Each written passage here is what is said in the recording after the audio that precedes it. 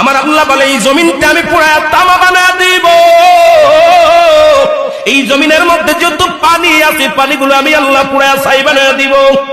যেদিন কিচ্ছু বলতে কিচ্ছু থাকবে না, সেদিন থাকবে শুধু আমার আল্লাহ। আজকে কার জন্য সুদ খাও, কার জন্য ঘুষ খাও, কার জন্য ব্যভিচার করো, কার জন্য অন্যায় করো রে মন, কার জন্য তোমরা এত বাহাদুরি করো।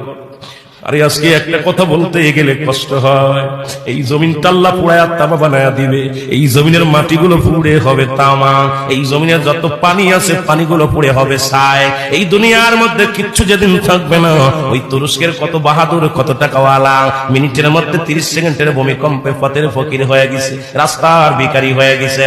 আজকে তুমি দুনিয়ার মধ্যে কতই না মস্তানি করলা, এই দুনিয়ার কিচ্ছু নিয়ে যেতে পারবা না। এই মুসলমান, 1 নম্বর মানুষের মৃত্যু হলো, 1 নম্বর বিপদ হলো মানুষের মরণ, 2 নম্বর বিপদ হলো কবর, 3 নম্বর বিপদ হলো কিয়ামতের ময়দান।